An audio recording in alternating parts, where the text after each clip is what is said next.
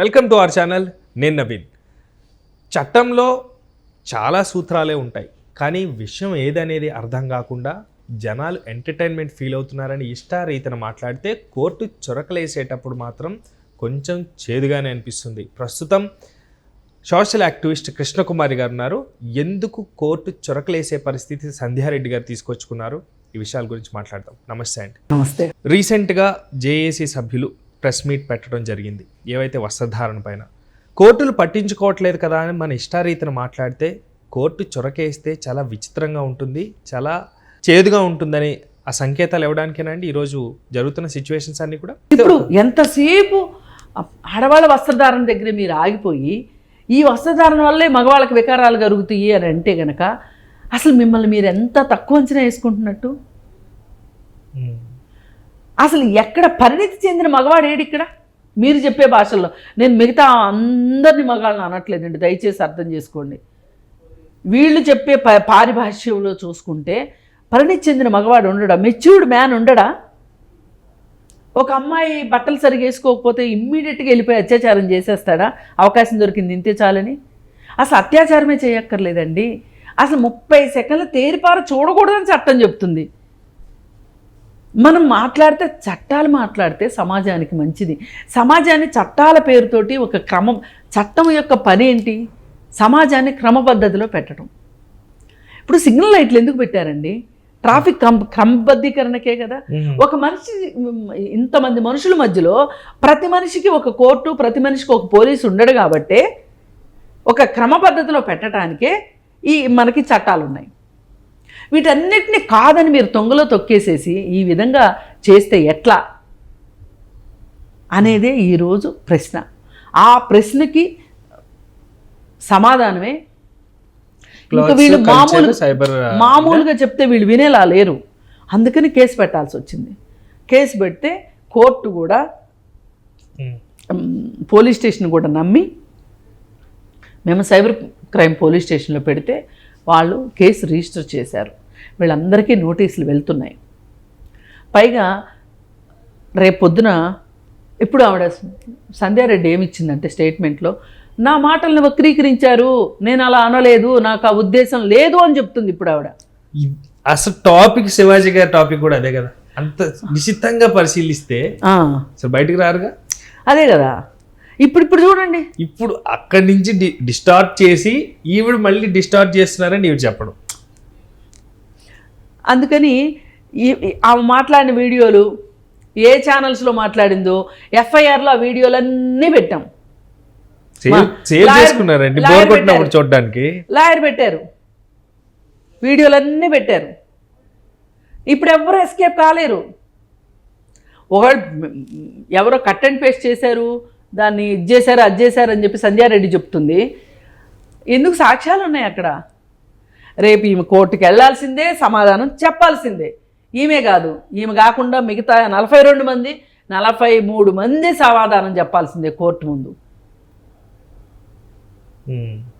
జనాల్ని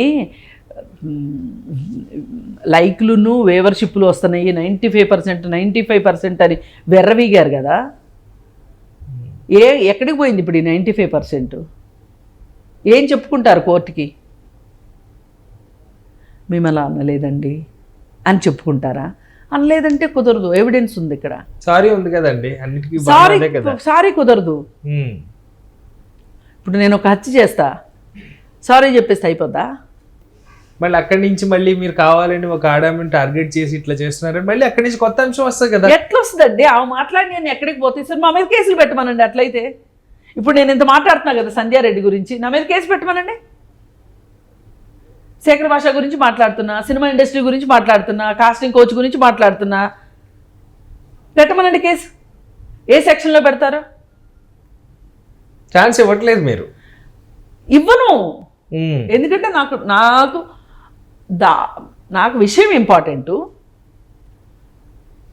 అలాగే సొసైటీని ఎంతో కొంత సూటిగా ప్రశ్నిస్తున్నా. నేను క్రమబద్ధంలో ఉండాలి అని కోరుకుంటున్నా. సూచన సలహా ఏదో ఒకటి కూడా మీరు ఇమ్మీడియట్ చెప్తున్నారు. ఇమ్మీడియట్ కాదండి, అవసరమైందే చెప్తా నేను. అదే ఇప్పుడు నాకు సొంత అభిప్రాయం, బికినీలు వేసుకోవడం ఇష్టం లేకపోవచ్చు, కానీ వేసుకునే వాళ్ళ ఇష్టం కదా అది. వేసుకుని ఇప్పుడు ఎక్కడన్నా మీరు ఇన్నాళ్ళు ఇక్కడే కాదండి, విదేశాల్లో కల్చర్ గురించి మాట్లాడతారు కదా, విచ్చలవిడి కల్చర్ అని చెప్పి ఇక్కడ కూర్చుని ఏదో చూసి వచ్చినట్టు చెప్తారు కదా. మీకు ఎక్కడైనా సరే జనసమ్మర్దమైన ప్రదేశాల్లో బికినీలు వేసుకుని వేరే దేశాల్లో అయినా ఆడవాళ్ళు కనిపించారా? ఎక్కడుంటారు, ఎక్కడ వేసుకుంటారు బికినీలు? బీచ్ల్లో వేసుకుంటారు, ప్లేస్ని బట్టి ఆ ప్లేస్లో వేసుకుంటారు. అమీర్పేట నడి రోడ్లోకి వస్తారండి? ఈవిడ ఛాలెంజ్ చేసింది సంధ్యారెడ్డి, నువ్వు బికినీ వేసుకుని పంజాగుట్ట సిగ్నల్ దగ్గరికి రా, ఏది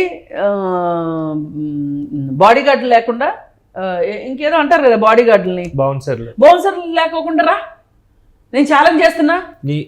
నీ వైఫ్కి నీ కూతురు కూడా వేస్తావారా అంటూనే మాట్లాడు రా. ఎంత మామూలుగా లేదండి వాళ్ళ లాంగ్వేజ్. ఇన్ని మాట్లాడి నా మాటలను వక్రీకరించారని చెప్తుంది వాళ్ళ. ఎట్లా కుదురుతుంది? నిజంగా ఇట్లాంటి వాళ్ళు మన కల్చర్కి చీడ పురుగులు. ఎట్లాంటి వాళ్ళు అసలు నీ ఓపెన్ ఛాలెంజ్లు ఏంటి? అసలు పంజాగుట్ట సెంటర్కి రావాలా? నువ్వు పిలిస్తే వచ్చేస్తారా? ఈ ఈ ఈ మొత్తం దరిద్రంలో ఎవ్వరి పాత్రలు పోషించేశారు. అందుకే 43 మంది రేపు కోర్టుకి ఏం సమాధానం చెప్పుకుంటారో చూడాలి. మరి బస్సులో వస్తారా, లారీలో వస్తారా? ఎవరి కాళ్ళు వస్తారు, ఫ్లైట్లో వస్తాయి, ఫేమస్ అయ్యారు కదా. వీళ్ళు ఏమి సమాధానం చెప్తారో చూడాలని ఉంది. ఒక మనిషిని నడి రోడ్లో నుంచోబెట్టి ఎన్కౌంటర్ చేశారు కదా వీళ్ళు, ఏం చెప్తారు సమాధానం? కోర్టుకి ఏం చెప్తారు సమాధానం? ఇక్కడ ఇంకొకటి కూడా అర్థం కావాల్సింది ఏంటంటే, నిధి అగర్వాల్ అలా బట్టలు వేసుకొచ్చింది అందుకే అలా జరిగిందని మాట్లాడుతున్నారు కదా. ఇలాంటి ఈవెంట్లకు వెళ్ళేటప్పుడు క్లియర్ కట్గా అగ్రిమెంట్లో టర్మ్స్ అండ్ కండిషన్స్లో క్లియర్ కట్గా కాస్ట్యూమ్ మేము ఇస్తాము, ఆ కాస్ట్యూమే వేసుకోవాలని ఉంటుంది ఖచ్చితంగా. మన ఇష్టాలు ఏమి ఉండవండి. ఓకే, మరి అలాంటప్పుడు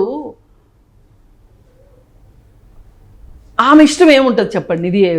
నిధి అగర్వాల్కి, సమంతకు కానీ ఎవరికైనా సరే. Thank you so much.